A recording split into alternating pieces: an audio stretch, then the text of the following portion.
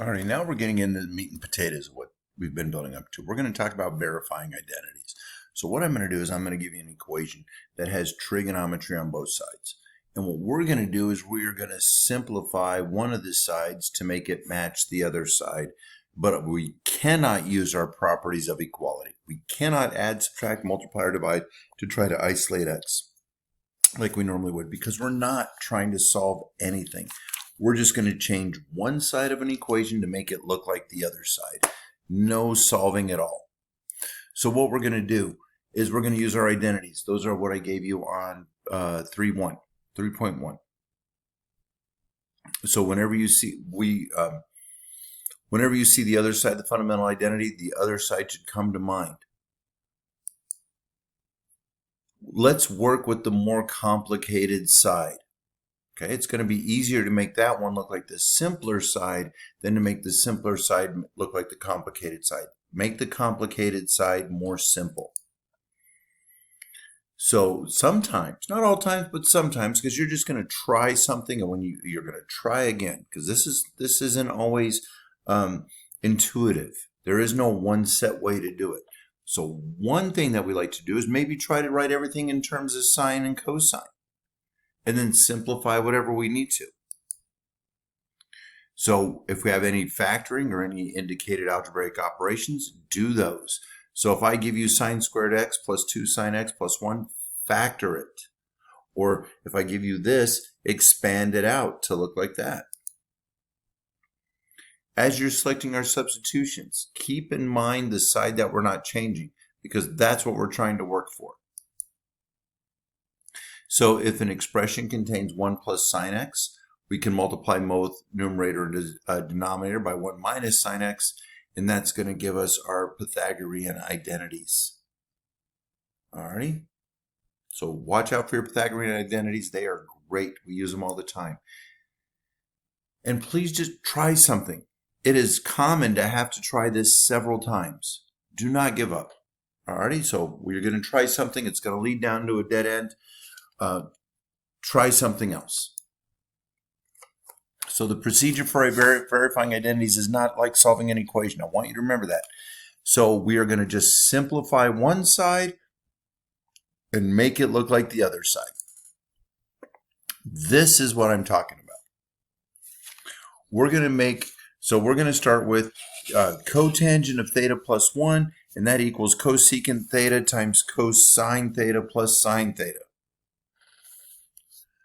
So we want to start with this complicated side on the right, and we're going to do our best to make it look like this side on the left.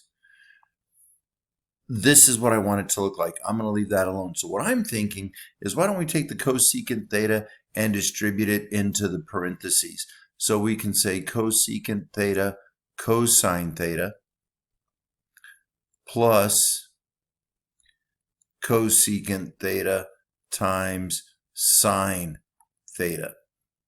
I distributed that into my parentheses. Now when I'm looking at my Pythagorean identities, or not my Pythagorean identities, I am looking at the fundamental identities that we know.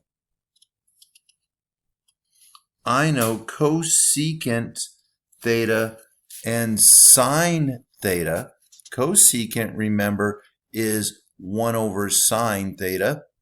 And I'm going to multiply that by sine theta. That's this term, these two terms right here.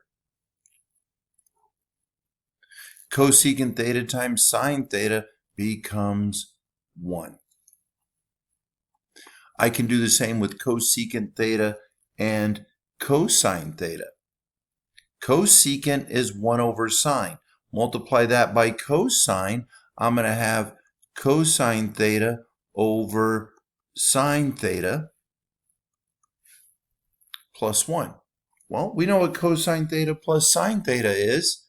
Cosine theta over sine theta is cotangent theta. So we're going to have cotangent theta plus 1.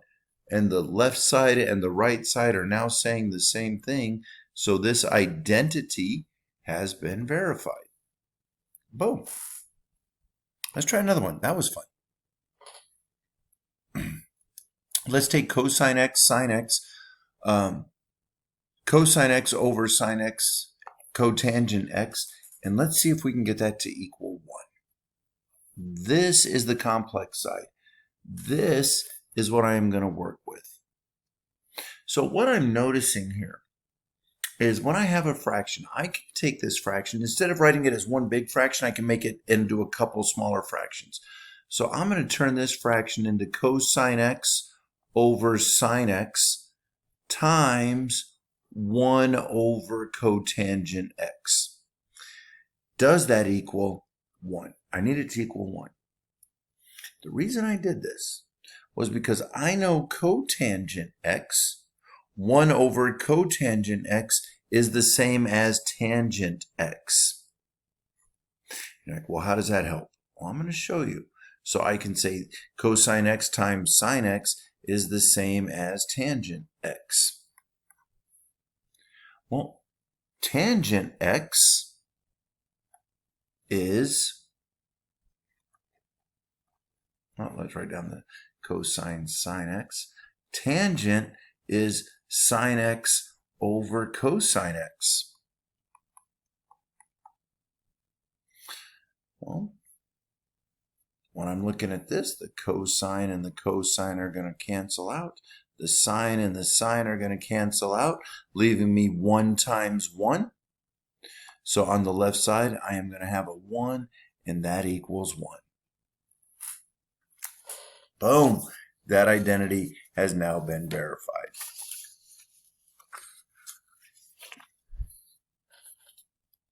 Let's take number 5, and let's do number 5 in class together.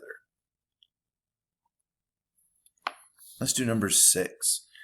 Now we say, let's start with the more complex one. You're looking at this and you're going, well, which one's more complex? This is going to be a judgment call on your part sometimes. I am going to move the one on the left. I am going to change this one. This is the one I'm going to start messing with, just because it has a larger denominator.